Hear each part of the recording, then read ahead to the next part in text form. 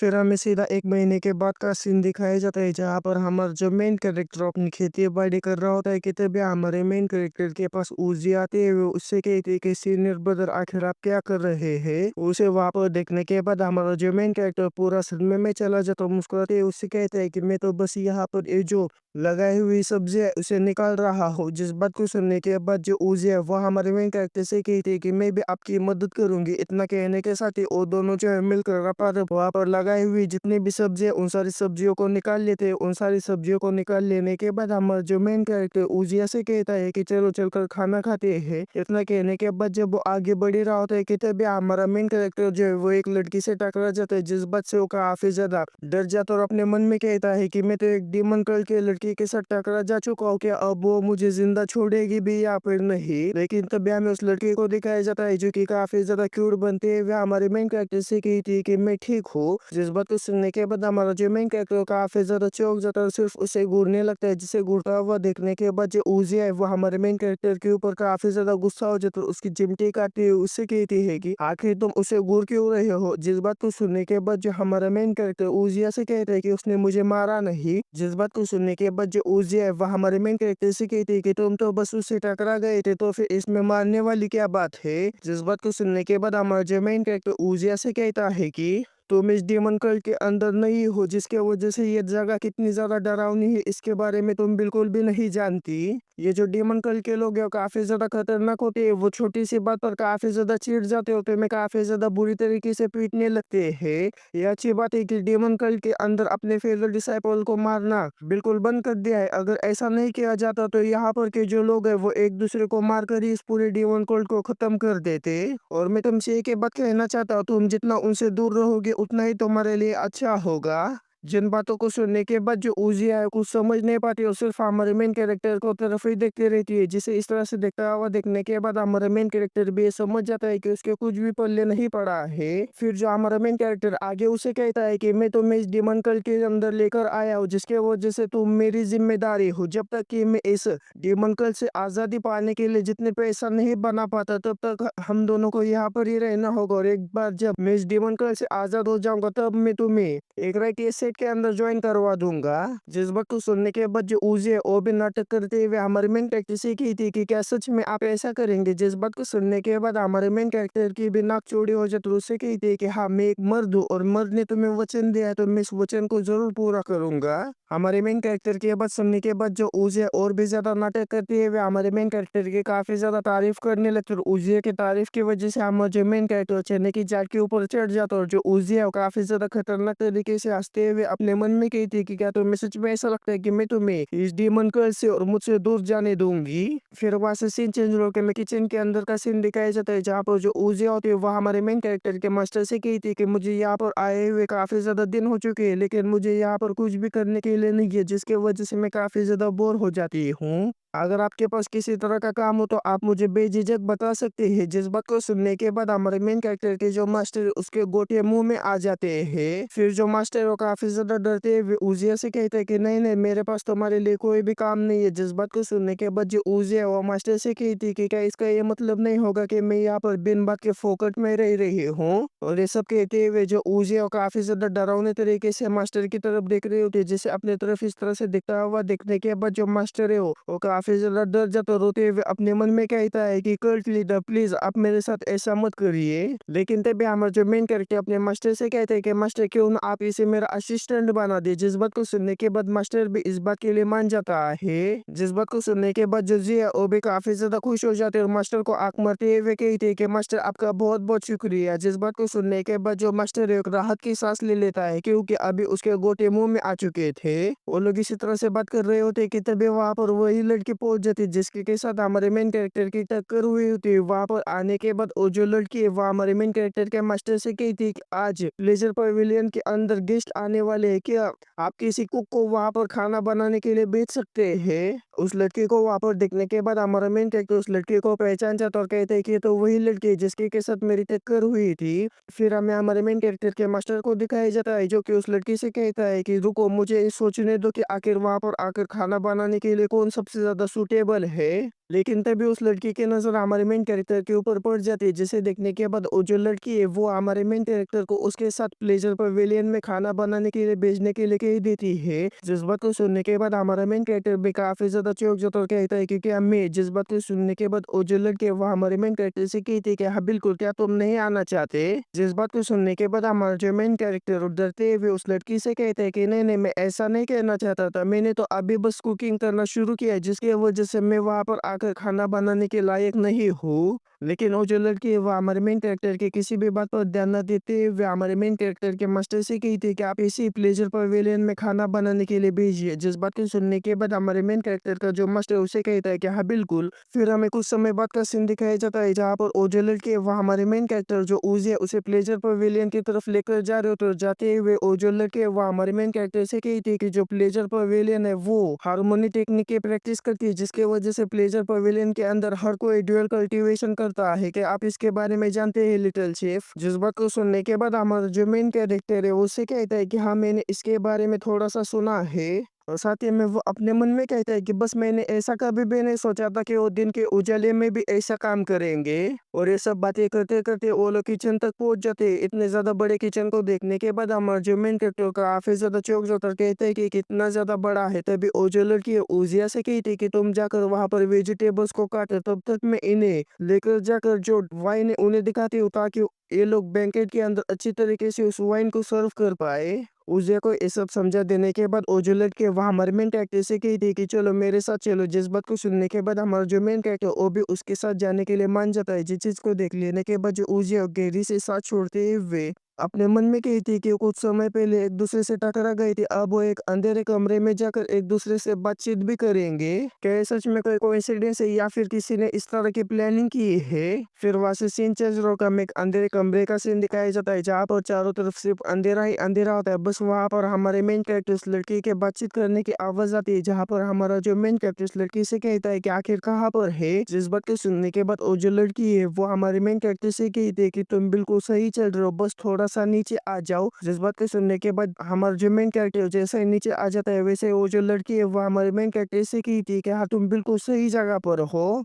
अब घुसो अंदर। इतना कहने के साथ ही वो जो लड़की है वहां पर लालटेन को जला लेती है। जैसा आप लोग सोच रहे थे वहां पर वैसा कुछ भी नहीं चल रहा होता है। उस लालटेन को जला लेने के बाद जो डिंग है वह हमारे मेन कैरेक्टर से की थी कि क्या आप इसे मेरे लिए पकड़ेंगे। जिस बात को सुनने के बाद हमारा जो मेन कैरेक्टर उसे कहता है कि हाँ बिल्कुल। इतना कहने के बाद हमारा जो मेन कैरेक्टर उस लालटेन को जो डिंग है उसके पास से ले लेता है। फिर जो डिंग है वो अपने सामने जो दरवाजा होता है उस दरवाजे के ऊपर काफी बड़ा ताला लगा होता है, जिस ताले को वो जो है वो अपनी चाबी से खोल लेती है। उस दरवाजे के ताले को खोल लेने के बाद वो जो लड़की है वो हमारे मेन कैरेक्टर को उसके अंदर लेकर चली जाती है। अंदर आ जाने के बाद इतनी सारी वाइन को वहां पर देखने के बाद हमारा जो मेन कैरेक्टर काफी ज्यादा चौंक जाता है, कहता है कि यहाँ पर तो कई सारी वाइन है। फिर जो हमारा मेन कैरेक्टर डिंग से कहता है कि यहाँ पर तो कई सारी वाइन है, आखिर हम इसमें से कितनी वाइन लेकर जाने वाले हैं। इतना कहने के बाद जब हमारा मेन कैरेक्टर पीछे की तरफ देखता है तो हमें पीछे की तरफ डिंग को दिखाया जाता है, जिसने कि अपने किसी तरह की टेक्निक को एक्टिवेट कर लिया। तो वह हमारे मेन कैरेक्टर से कहती कितनी भी क्या जल्दी है। इतना कहने के बाद जो डिंग है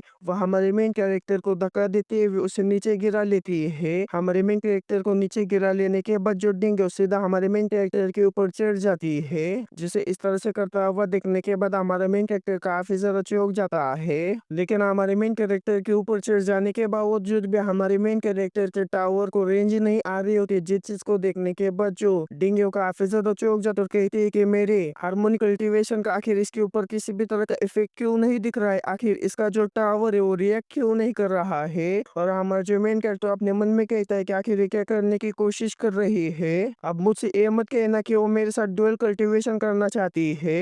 लेकिन तभी हमें डिंग को दिखाई जाता है जो कि कहती है कि अगर इतने से हार्मोनी कल्टीवेशन के वजह से इसका टावर खड़ा नहीं हो रहा है तो फिर ठीक है, मैं अपने हार्मोनी कल्टीवेशन की जो पावर है उसे और भी ज्यादा बढ़ाती हूँ। इतना कहने के बाद जो डिंग है वो अपने हार्मोनी कल्टीवेशन का हमारे मेन कैरेक्टर के ऊपर इस्तेमाल कर देती है, ताकि हमारे मेन कैरेक्टर का जो टावर है वो खड़ा हो पाए। और डिंग को इस तरह से करता हुआ देखने के बाद हमारा जो मेन कैरेक्टर वो कहता है कि आखिर ये लड़की क्या करना चाहती है। इतना कहने के बाद हमारा जो मेन कैरेक्टर जल्दी से साइड हट जाता है, जिसे अपने काबू में ना आता हुआ देखने के बाद जो डिंग है वो काफी ज्यादा चौंक जाता है और कहती है कि आखिर ये कैसे हो सकता है, आखिर वो मेरे प्यार में क्यों नहीं गिरा है। जिसका मन ज्यादा शांत होता है उसके ऊपर काबू करना काफी ज्यादा मुश्किल होता है, लगता है कि मुझे इसे और ज्यादा थोड़ा सड्यूस करना होगा। इतना सोचने के बाद जो डिंग है वो हमारे मेन कैरेक्टर को काफी ज्यादा सड्यूस करने की कोशिश करने लगती है, ताकि हमारे मेन कैरेक्टर का जो टावर है वो खड़ा हो पाए और उसके साथ वो ड्यूल कल्टीवेशन कर पाए। लेकिन काफी ज्यादा मेहनत करने के बावजूद भी हमारा जो मेन कैरेक्टर है उसका ना ही टावर खड़ा हो पाता है और ना ही वो उसके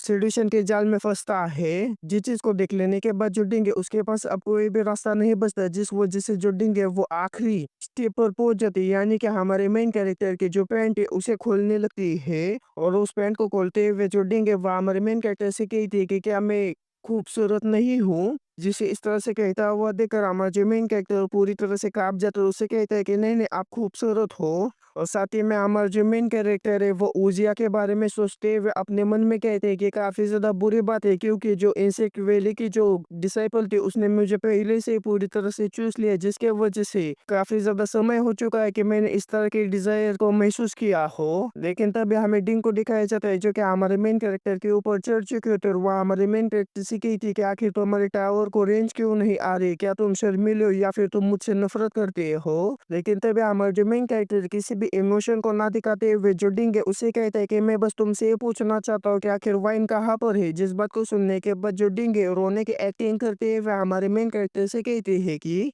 प्लेजर पवेलियन के जो सीनियर ब्रदर और जो सिस्टर्स है वो बस ड्यूअल कल्टीवेशन करना चाहते हैं, वो किसी से भी दिल से प्यार नहीं करते।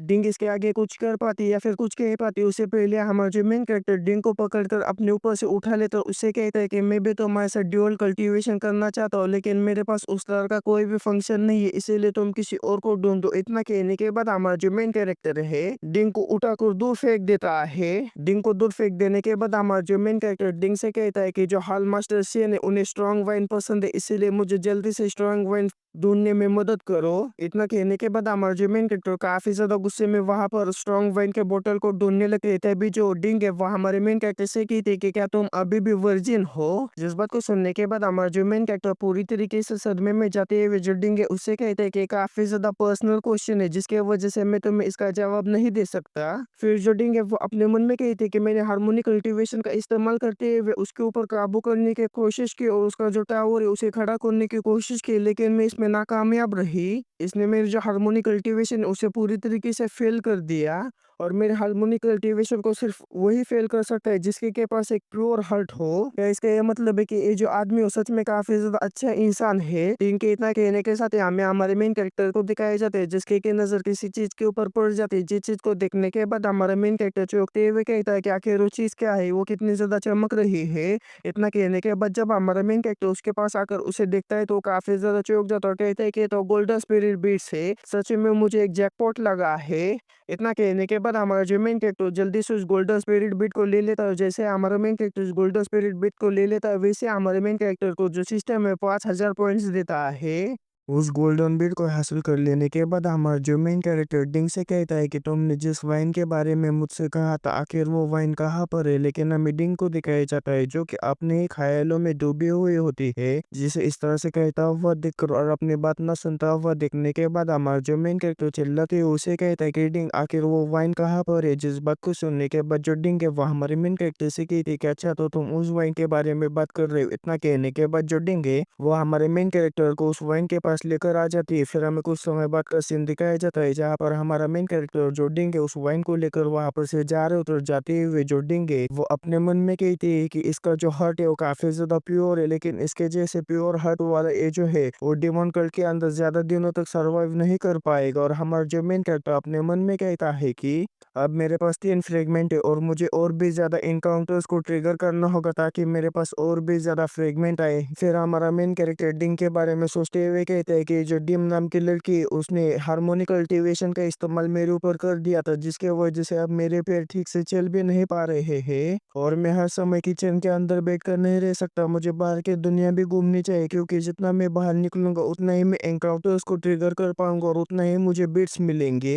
और ये सब सोचते सोचते हमारा जो मेन कैरेक्टर किचन के अंदर आ जाता है। हमारे मेन कैरेक्टर को वापस आता हुआ देखने के बाद जो जुइयो काफी ज्यादा खुश हो जाती है। फिर हमें डिंग को दिखाया जाता है जो कि वापस से जाने लगती है, लेकिन जाने से पहले वो हमारे मेन कैरेक्टर से कहती है कि 2 दिनों के बाद क्या तुम मेरे साथ घूमने के लिए आओगे। जिस बात को सुनने के बाद हमारा जो मेन कैरेक्टर उसे कहता है कि हाँ बिल्कुल, और साथ ही में वो अपने मन में कहता है कि मैंने उसके साथ घूमने के लिए इसीलिए हाँ किया क्योंकि मैं और भी ज्यादा जगहों को एक्सप्लोर करना चाहता हूँ और भी ज्यादा एनकाउंटर्स को ट्रिगर करना चाहता हूँ, ताकि मैं और भी ज्यादा बिट्स को पा पाऊँ। हालांकि मैं ये जानता हूँ कि ये जो लड़की है वो काफी ज्यादा अजीब है, लेकिन डेमन कल्ट के अंदर अपने फेलो डिसाइपल्स को मारना पूरी तरीके से बंद है, जिसके वजह से मैं इसके साथ सेफ रहूंगा। और जहाँ तक बात रही इसके हार्मोनिक कल्टीवेशन की, तो जो डेमोनिस ने मेरे अंदर कर्ज डाला है उसकी वजह से मेरे अंदर उसके सिवा किसी और को देखने के बाद फीलिंग्स बिल्कुल भी नहीं जागती। इसलिए अगर मैं इसके साथ जाऊंगा तब भी मुझे ज्यादा कुछ फर्क नहीं पड़ेगा। और हमारे मेन कैरेक्टर को उसके साथ जाने के लिए इतने ज्यादा एक्साइटेड होता हुआ देखने के बाद जो लीजू है वो काफी ज्यादा गुस्सा हो जाता है। अपने दांत पीसते हुए कहती है कि क्या तुम सच में ऐसा सोच रहे हो कि तुम उसके साथ जा सकते हो।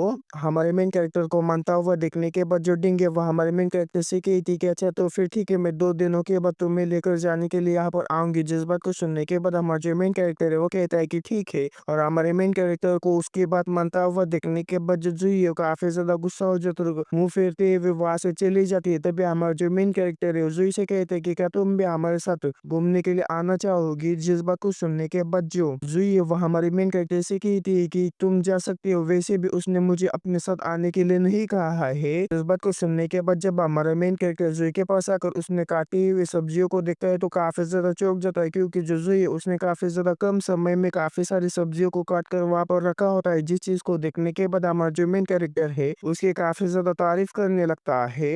लेकिन हमें जुई को दिखाया जाता है जो कि गुस्सा करते हुए अपने मन में कहती है कि ये मेरे इमोशन को बिल्कुल भी नहीं जानता है। मैं ये नहीं देख सकती कि ये जो है वो किसी और लड़की के साथ बाहर घूमने के लिए जाए। इसके लिए काफी ज्यादा अच्छी बात है कि मैं मेरी आइडेंटिटी को छुपा रही हूँ। नहीं तो अगर मेरी आइडेंटिटी इसको पता होती तो मैं अभी इसको खत्म कर देती। फिर जो हमारा मेन कैरेक्टर है जुई से कहता है कि अच्छा तो फिर ठीक है, अब मैं खाना बना लेता हूँ। इतना कहने के बाद हमारा जो मेन कैरेक्टर वहाँ पर खाना बनाना शुरू कर देता है। फिर हमें कुछ समय बाद का सीन दिखाया जाता है जहाँ पर हमारा जो मेन कैरेक्टर खाना बना रहा होता है, और यहाँ तक कि हमारे जो मास्टर है वो भी उसकी मदद करने के लिए वहाँ पर आए होते हैं। लेकिन तभी जो जुई जोर से दरवाजा बंद करते हुए वहां पर से जाने लगती है। जिस चीज को देखने के बाद हमारे मेन कैरेक्टर उसके जो मास्टर काफी ज्यादा चौंक जाता है। हमारे मेन कैरेक्टर की जो मास्टर है वो हमारे मेन कैरेक्टर से कहते हैं कि इसे क्या हुआ। जिस बात को सुनने के बाद हमारा जो मेन कैरेक्टर उसे कहते हैं कि मुझे नहीं पता।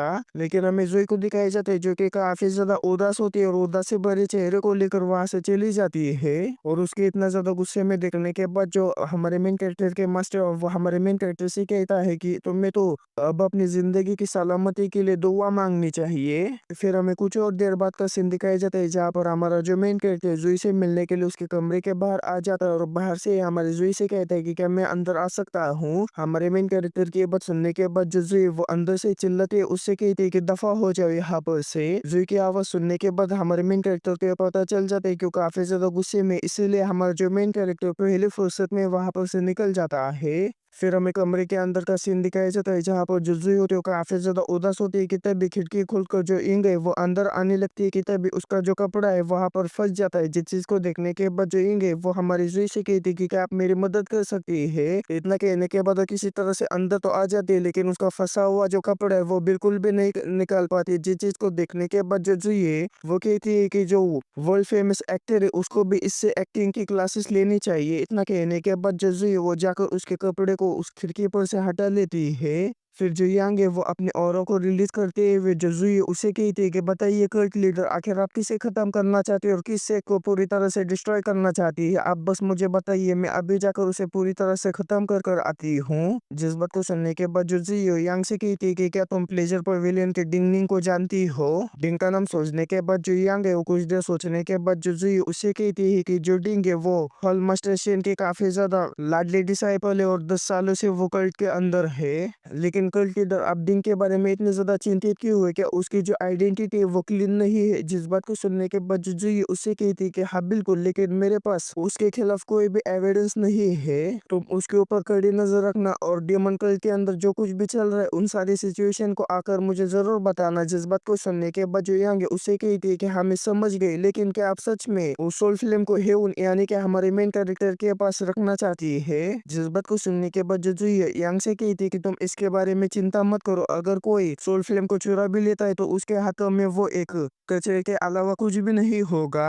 बाहर के दुनिया वालों को कभी भी पता नहीं चलेगा कि आखिर वो चीज क्या है, जब तक कि नाइन हेवन इमोर्टल सेट के उस पर्सन के हाथ में वो नहीं जाती तब तक। फिर वहां से सीन चेंज होगा, हमें हमारे मेन कैरेक्टर की तरफ का सीन दिखाया जाता है जहां पर हमारे मेन कैरेक्टर ने उसी सीट को हाथ में पकड़ा होता है जिस सीट को जो यांग है उसने पिछले एपिसोड में हमारे मेन कैरेक्टर को दिया होता है। उस भीड़ को देखते हुए हमारे मेन कैरेक्टर कहता है कि क्या सच में कोई सीड है? इसे भूल जाओ कि एक्टिंग कल्ट लीडर ने इसे दिया है, इसका ये मतलब है कि उन्होंने सही कहा होगा। इतना कहने के बाद हमारे जो मेन कैरेक्टर इस बीट को उस कमरे के अंदर लगा देता है, लेकिन अब हमारे मेन कैरेक्टर को ये फिक्र होने लगती है कि आखिर इस बीट को मैं कहाँ रुकूं ताकि कोई इसे चुरा कर ना लेकर जाए। लेकिन तभी हमारे मेन कैरेक्टर की नजर खिड़की के ऊपर पड़ जाती है, जिसे देखने के बाद हमारा जो मेन कैरेक्टर उस कमरे को उसी खिड़की के ऊपर रख देता है, क्योंकि सबसे ज्यादा डेंजरस जगह है, सबसे ज्यादा सेफेस्ट प्लेस होता है। और वैसे भी इस कल्ट के अंदर इतने ज्यादा किसके पास हिम्मत होगी जो कि इस कल्ट लीडर के वेजिटेबल को चुरा पाए? इतना कहने के बाद हमारा जो मेन कैरेक्टर सीधा जाकर सो जाता है। फिर हमें कुछ दिनों के बाद का सीन दिखाया जाता है जहाँ पर जो जुई है वो अपना काम कर रहा था और हमारा जो मेन कैरेक्टर वो भी अपना काम कर रहा होता है कि तभी वहां पर डिंग हमारे मेन कैरेक्टर को लेकर जाने के लिए आ जाती है।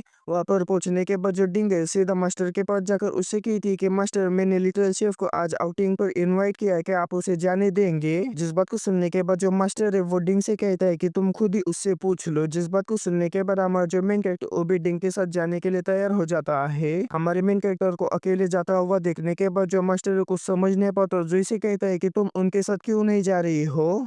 मास्टर के बात सुनने के बाद जो जुई है काफी ज्यादा गुस्सा हो जाता है, चिल्लाती है, उससे कहती है कि क्या तुम मैं चाहती हो कि मैं कबाब में हड्डी बनूं? जुई को इतना ज्यादा गुस्से में देखने के बाद जो मास्टर उसके काफी ज्यादा फट जाती है, लेकिन तब जो जुई है वो वहां पर से मुड़कर जाने लगती है। जाते हुए जो मास्टर उसे कहती है कि मैं सोने के लिए जा रही हूँ। और जुई का इस तरह का बर्ताव देखने के बाद जो मास्टर पूरी तरह से कंफ्यूज हो जाता है और कहता है कि अभी ये क्या था, अभी यहाँ पर क्या हुआ, मैं कौन हूँ, मैं कहाँ पर हूँ? फिर वहां से सीन चेंज होकर हमें उस जगह पर का सीन दिखाया जाता है जहाँ पर हमारा मेन कैरेक्टर जो डिंग है वो आउटिंग करने के लिए आए होते हैं। जो डिंग है वो हमारे मेन कैरेक्टर से बातचीत करने की कोशिश कर रहे होते हैं, लेकिन हमारा जो मेन कैरेक्टर बस अपने बीड़ को ढूंढने में बिजी होता है। वो इधर उधर देखते हुए कहता है कि आखिर आखिर मेरे बीड़ कहाँ पर है, मेरे बीड़ कहाँ पर है? लेकिन तभी जो डिंग है वो हमारे मेन कैरेक्टर को सड्यूस करते है, उससे कहती है कि खड़ी होकर क्या तुम्हारे पैर नहीं दुखे, आओ यहाँ पर बैठ जाओ। जिस बात को सुनने के बाद हमारा जो मेन कैरेक्टर काफी ज्यादा नर्वस तो हो जाता है, लेकिन आकर वहां पर बैठ जाता है।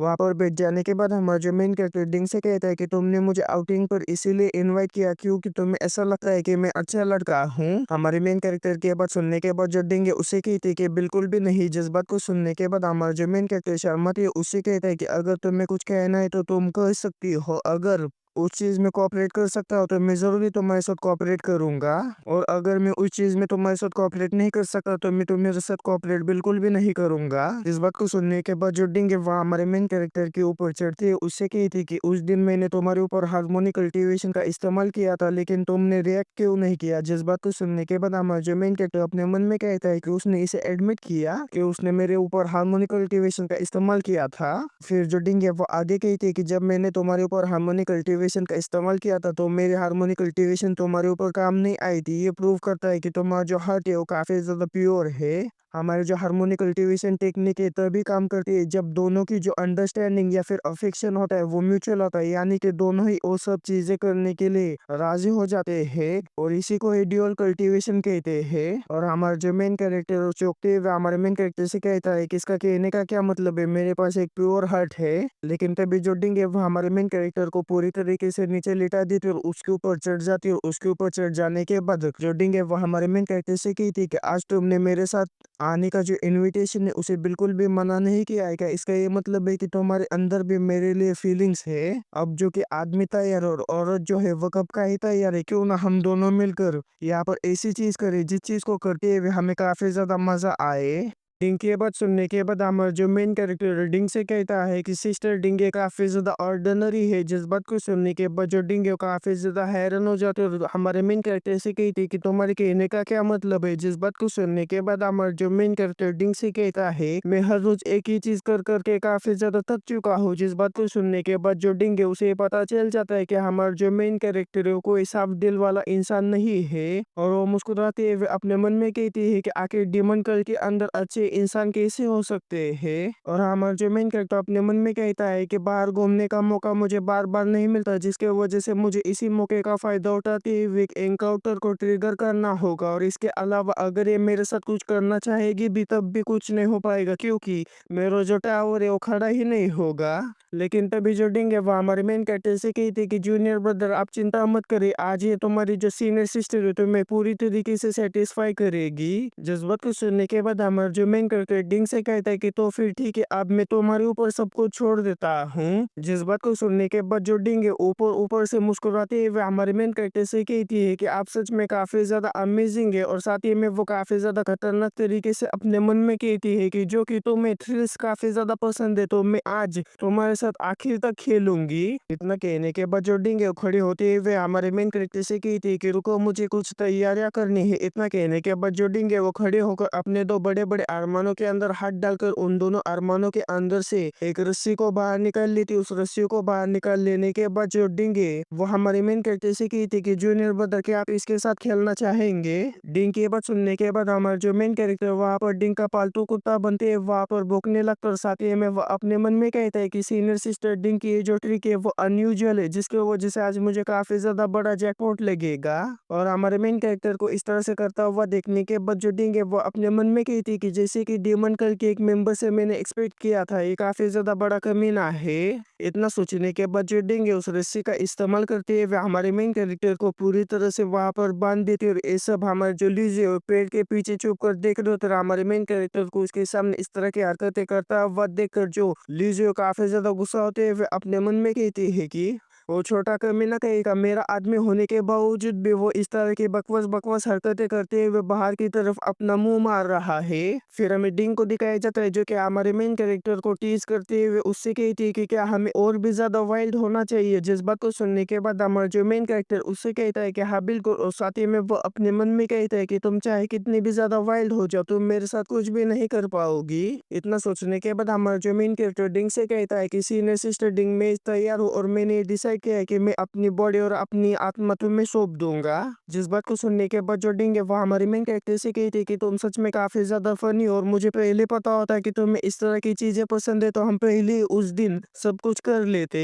और हमारे मेन कैरेक्टर को इस तरह से कहता हुआ देखने के बाद जो लीजियो पूरा सदमे में जाती है वह अपने मन में कहती कि क्या वो ये सारी चीजें करने के लिए इतना ज्यादा एक्साइटेड है कि वो अपनी बॉडी और सोल को भी उसे सौंप रहा है। फिर जो डिंग है वो हमारे मेन कैरेक्टर के साथ कुछ ऐसा कर देती है जिस वजह से हमारा जो मेन कैरेक्टर है वो काफी ज्यादा अजीब अजीब तरह की आवाजें निकालने लगा है। जैसे आवाजें निकलता हुआ देखने के बाद जो जुई है वो शर्माते हुए हमारे मेन कैरेक्टर के ऊपर काफी ज्यादा गुस्सा हो जाती है और कहती है कि आखिर इसे क्या हुआ, आखिर वो इतने ज्यादा अजीब अजीब आवाजें क्यों निकाल रहा है, ये काफी ज्यादा बड़ा कमीना है। तभी हमें डिंग को दिखाया जाता है जो कि हमारे मेन कैरेक्टर से कहती है कि जूनियर ब्रदर थोड़ी देर रुकिए मैं अभी आई। इतना कहने के बाद जो डिंग है वो अपने ऑरा को रिलीज करती है अपने किसी टेक्निक को वहां पर परफॉर्म करने लगती है। वो टेक्निक काफी ज्यादा खतरनाक होती है। अगर डिंग ने उस टेक्निक का हमारे मेन कैरेक्टर के ऊपर इस्तेमाल किया तो हमारा जो मेन कैरेक्टर है वो पूरी तरीके से हिप्नोटाइज हो जाएगा और हमारी जो डिंग है उसके बस में आ जाएगा। और जैसा कि मैंने कहा होता है बिल्कुल वैसे जो डिंग है वो हमारे मेन कैरेक्टर को पूरी तरीके से हिप्नोटाइज कर देती है, जिस वजह से हमारा जो मेन कैरेक्टर इल्यूजरी दुनिया के अंदर फंस जाता है। और हमारा जो मेन कैरेक्टर इल्यूजरी दुनिया के अंदर फंस जाने के बाद जो डिंग है उससे कहता है कि आखिर मैं कहाँ पर हूँ। जिस बात को सुनने के बाद जो डिंग है वो हमारे मेन कैरेक्टर से कहती है कि एक जन्नत है। जिस बात को सुनने के बाद हमारा जो मेन कैरेक्टर वो कहता है कि हाँ हाँ ये काफी ज्यादा बढ़िया जन्नत है।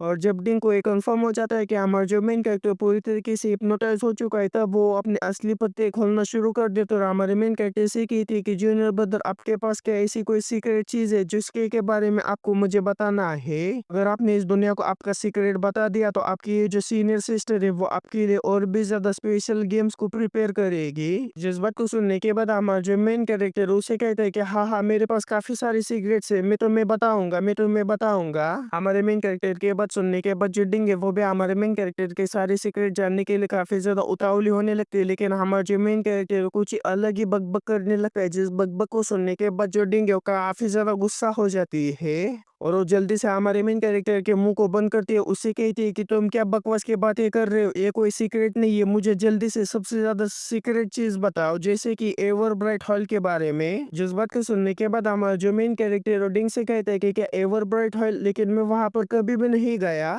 जिस बात को सुनने के बाद जो डिंग है पूरा सदमे में जाते हुए कहती है कि क्या तुम मेरे साथ खेल खेल रहे हो। और डिंग को हमारे मेन कैरेक्टर को हिप्नोटाइज करते हुए उसके पास से जानकारी निकालता हुआ देखने के बाद जो जियो काफी ज्यादा गुस्सा हो जाती है, लेकिन तभी उसके अंदर जो पॉइजन होता है वो पॉइजन और भी ज्यादा रिएक्ट करने लगता है, जिस वजह से जो जियो उसकी हालत काफी ज्यादा खराब हो जाती है, यहाँ तक कि उसके मुंह से खून भी बाहर निकलने लगता है।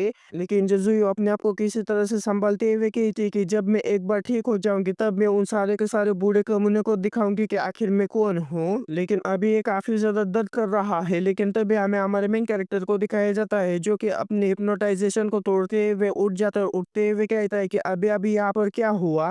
लेकिन तभी हमारे मेन कैरेक्टर की नजर डिंग की तरफ जाती है, जिसे देखने के बाद हमारा मेन कैरेक्टर काफी ज्यादा चौंक जाता है, क्योंकि जो डिंग की हालत होती है वो काफी ज्यादा खराब होती है। वो हमारे मेन कैरेक्टर के पास से काफी ज्यादा जानकारी निकालने की कोशिश तो कर रहे होते हैं, लेकिन हमारा मेन कैरेक्टर कुछ अलग ही बकबक कर रहा होता है। जिस बकबक को सुनने के बाद जो डिंग है वो पूरी तरीके से सदमे में जा चुकी होती है और हमारा जो मेन कैरेक्टर डिंग से कहते हैं कि सीनियर सिस्टर डिंग आखिर क्या हुआ।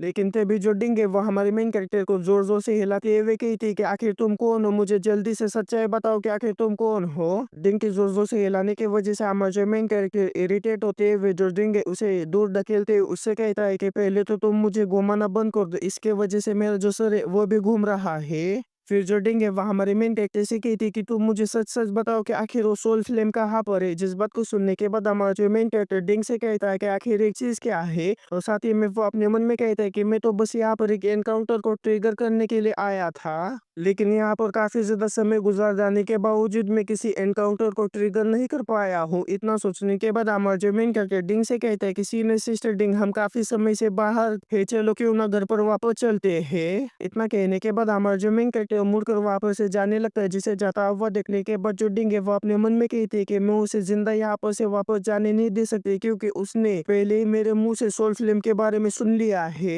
इतना कहने के बाद जो डिंग है वो पीछे से अपने ऑरा को रिलीज करते हुए हमारे मेन कैरेक्टर को खत्म करने के लिए उसके ऊपर हमला कर देते हैं, लेकिन वो हमारे मेन कैरेक्टर को कुछ कर पाए उससे पहले ही उसके ऊपर दूसरा ही कोई पत्थर से हमला कर देता है, जिस हमले की वजह से जो डिंग है रोल होते हुए काफी ज्यादा दूर जाकर गिर जाती है। और उस पत्थर को खाने के बाद जो डिंग है उसके अकल ठिकाने पर आ जाती है और उसे पता चल जाता है कि हमारे मेन कैरेक्टर को कोई तो प्रोटेक्ट कर रहा है। या फिर ऐसा भी हो सकता है कि मैंने जिस हिप्नोटाइजिंग टेक्निक का उसके ऊपर इस्तेमाल किया था वो उस टेक्निक के चपेटे में नहीं आया और वो हिप्नोटाइज नहीं हुआ, बल्कि वो मेरे सामने बस एक्टिंग कर रहा हो। लेकिन लेकिन वो बस मामूली से किचन के कुक के अलावा कुछ भी नहीं है। क्या ऐसा हो सकता है कि जो सोल फ्लेम इसके पास है वो अफवाह बिल्कुल गलत हो, लेकिन मेरी जो असली आइडेंटिटी है उसे आज मैं एक्सपोज नहीं कर सकती, जिसके वजह से जो सारी चीजें उसे बाद में मैं सेटल कर लूंगी। इतना कहने के बाद जो डिंग है वो वहां पर से चली जाती है और हमें हमारे मेन कैरेक्टर को दिखाया जाता है जो कि गुस्सा करते हुए कहता है कि प्लेजर पवेलियन के जो डिसाइपल्स है वो सच में काफी ज्यादा बड़े कमीने हैं। अगर वो तुम्हारे साथ डुअल कल्टीवेशन नहीं करना चाहते अपने आप को इम्प्रूव करने के लिए, तो वो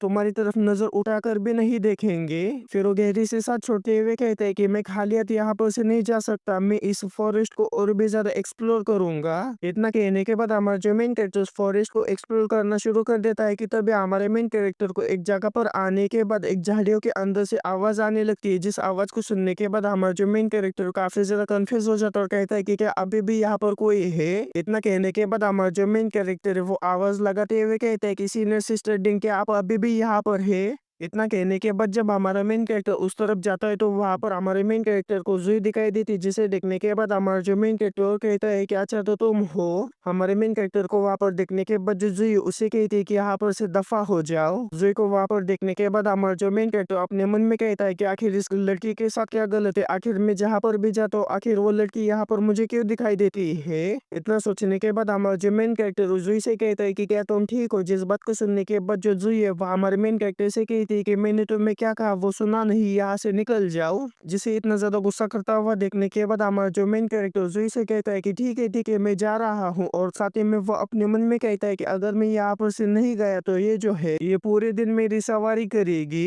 इतना सोचने के बाद हमारा जो मेन कैरेक्टर वहां से जाने लगता है। जिसे जाता हुआ देखने के बाद जो जुई है वो काफी ज्यादा उदास हो जाती है, यहाँ तक कि उसकी आंखों से आंसू भी बहने लगते हैं, और अपने मन में कहती है कि अगर मैंने कहा तो मैं जाने के लिए, क्या तुम सच में जाओगे? कुछ समय पहले मैंने तुम्हारी जान बचाई है, अगर मैंने तुम्हारी जान नहीं बचाई होती तो जो डिंग है वो तुम्हें कब का ही मार देती। जो ये सब की हीरो थी कि तभी हमें हमारे मेन कैरेक्टर को दिखाया जाता है, जो कि कुछ कदम आगे जाने के बाद वहीं पर इसे मुड़कर वापस आने लगता है, और आते हुए कहता है कि मैं तुम्हें इस तरह से अकेला नहीं छोड़ सकता। जिसे वापस आता हुआ देखने के बाद जुई काफी ज्यादा खुश हो जाती है। जुई के पास वापस आ जाने के बाद हमारा जो मेन कैरेक्टर जुई से कहता है कि अगर तुम यहाँ पर मारी जाती हो तो मेरे अंदर तुमने जो पैरासाइट डाला है उसका क्या होगा? जिस बात को सुनने के बाद जुई बिल्कुल खामोश हो जाते और हमारे मेन कैरेक्टर को कोई भी जवाब नहीं देते, और रोते हुए अपने मन में कहते हैं कि वो अभी भी अपने बारे में ही चिंता कर रहा है। फिर जो हमारे मेन कैरेक्टर जुई के काफी ज्यादा चिंता करने लगता है, जिसे चिंता करता हुआ देखने के बाद जुई उससे कहती है कि मैंने तुमसे कहा ना तुम मेरी बिल्कुल भी चिंता मत करो। जिस बात को सुनने के बाद हमारा जो मेन कैरेक्टर है वो जुई से कहता है कि हमारे आसपास में कोई दुश्मनी नहीं है, बस मैं तुम्हें यहाँ पर मरता हुआ नहीं देखना चाहता। जिस बात को सुनने के बाद जो जुई है वो हमारे मेन कैरेक्टर से कहती है कि मुझे तुम्हारी दया की जरूरत नहीं है, मुझे तुम्हारी अब जरूरत नहीं है, मैं तुमसे थक गई हूँ। जिस बात को सुनने के बाद जो हमारा मेन कैरेक्टर काफी ज्यादा हैरान हो जाता है, फिर वो जुई से कहता है कि अगर ऐसी बात है तो हम अच्छे के लिए अलग हो जाते हैं, और अगर मैं तुमसे कहूँ कि तुमने मेरे अंदर जो पैरासाइट डाला है उस पैरासाइट को निकालो तो। इतना कहने के बाद जो हमारा मेन कैरेक्टर मुड़कर वापस से जाने लगता है, लेकिन तभी हमें जुई को दिखाई जाती है जिसकी की हालत काफी ज्यादा खराब हो जाती है, और वो खून की उल्टियां करती है वहीं पर ही गिर जाती है।